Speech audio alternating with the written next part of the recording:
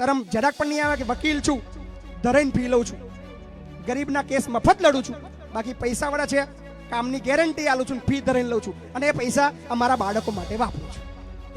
કામ કરવાનું શરૂ કરીએ છીએ. પણ જેટલા અહીંયા મોજૂદ છે, જેટલા બેઠા છે, સાથે જે 3000 થી પણ વધારે મિત્રો ફેસબુકની અંદર અત્યારે લાઈવ આપણને જોઈ રહ્યા છે, બધાનો આભાર માનું છું કે તમે બધાએ ખરેખર મને ખૂબ તાકાત આપી છે, ખૂબ શક્તિ આપી છે કે જે લોકો કહેતા હતા કે તારાથી નહીં થાય એ આજે જુએ છે કે થઈ ગયું.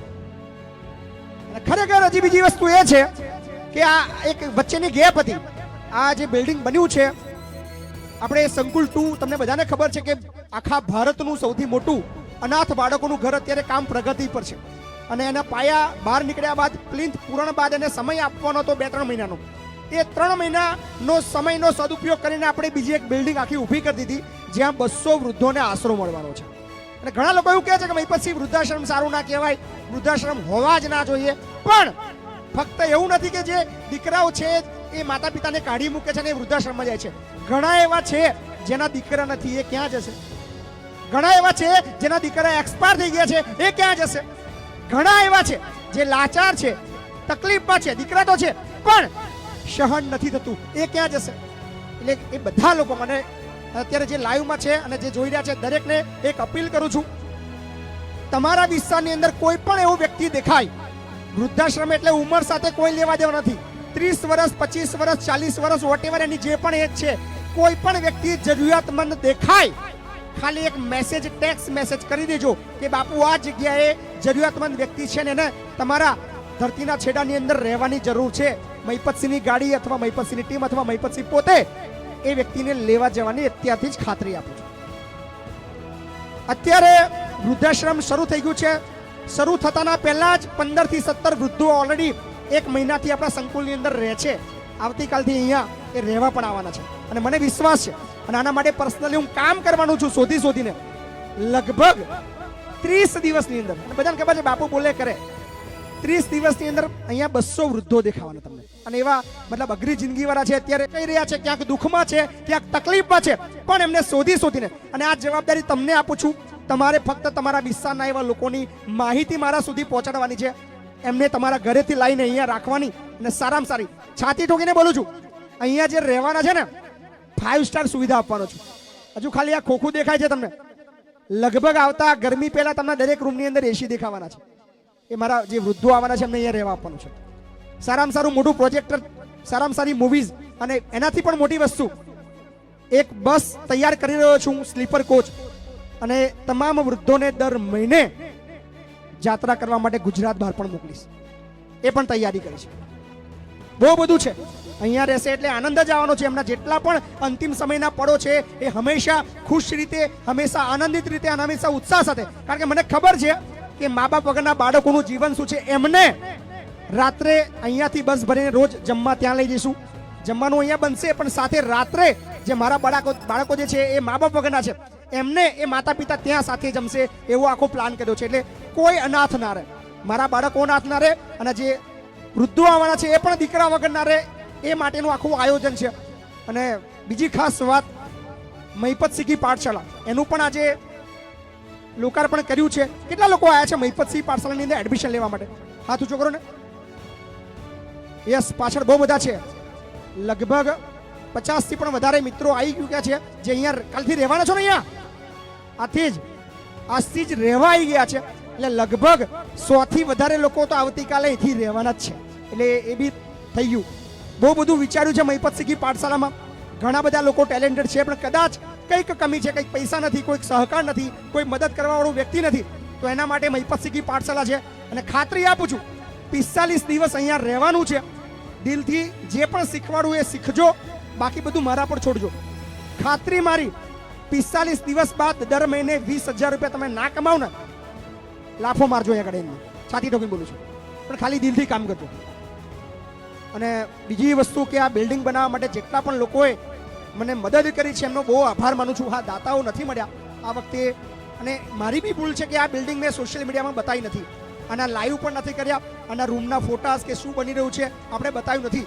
પણ લગભગ આ બિલ્ડિંગની અંદર આપણને જે નાનું મોટું યોગદાન થઈને મળ્યું છે, 7 લાખ રૂપિયા જેટલો સહકાર આપણને પ્રાપ્ત થયો છે. કેટલો? જાહેરમાં બોલી રહ્યો છું, 7 લાખ રૂપિયાનું ડોનેશન મળ્યું છે. આ બિલ્ડિંગ ઊભી છે. બાકીના પૈસા કઈથી આવે મને ખબર નહીં, પણ ઘણા બધા મારા વકીલ મિત્રો, મારો સ્ટાફ અહીંયા આગળ, રાહુલ એડવોકેટ, મારી દીકરી ચકુ ભૂમિ જે મારી ઓફિસે બેસે છે, અને આપ બધાના કૃપાથી વકીલાતનો વ્યવસાય ખૂબ સારો ચાલો છે. અને કદાચ રાહુલ આ બિલ્ડિંગ માટે 50 લાખ રૂપિયા ફી તો કદાચ એ જ આપી ગયો છે મને, તો એના માટે બી જોરદાર તાલી પાડો. કે આ બિલ્ડિંગ બનાવવા માટે એનો પણ એટલો જ રોલ છે. મારા જે વકીલ મિત્રો જે મારા માટે કામ કરે છે અને ખરેખર ખૂબ યોગદાન આપે છે, મારા માટે ખૂબ દોડે છે, તો ભાઈ માટે જોરદાર તાલી પાડજો. ક્યાં છે ચકુ? નથી. મારા જેટલા પણ સપોર્ટિંગ સ્ટાફ છે ખૂબ મહેનત કરે છે મારા માટે. ખાલી હું તો એક માધ્યમ છું, રસ્તો બતાવું છું, પણ બાકી અસલ મહેનત કરવાવાળા મારા બાળકો પણ છે જે મને કહે છે બાપુ ચિંતા ના કરતો, બધું અમે જોઈ લઈશું. સંકુલ બધા કહે છે ભાઈ પછી 1000 બાળકો કેવી રીતે સંભાળો છો? આ બધા જ બાળકો એમનું પોતાનું ધ્યાન રાખે છે, સાથે જ જે ધ્યાન રાખવામાં સક્ષમ નથી એમનું ધ્યાન મારી મોટી દીકરીઓ રાખે છે. તો એમના માટે પણ એકવાર જોરદાર તાલી પાડજો. ખરેખર કે આટલા બધા લોકો પ્રેમ આપવાવાળા મળ્યા છે તો કંઈ ઘટે નહીં. અને બીજી ખાસ વાત, આજે એક કામ પૂરું થયું છે. નવરું બેહવાનું આપણને ગમતું નહીં.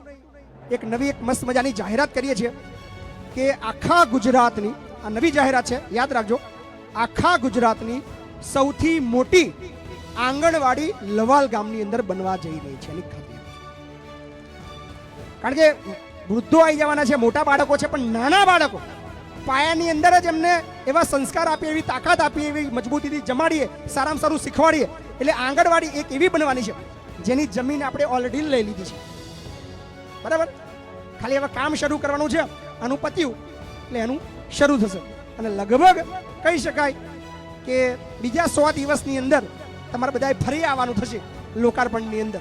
એક બીજી બિલ્ડિંગ તૈયાર હશે જ્યાં આપણે 500 આંગણવાડીના બાળકોને ભણવાનું, જમવાનું બધું ફ્રી આપવાના છે. એ જ લવાલ ગામની અંદર.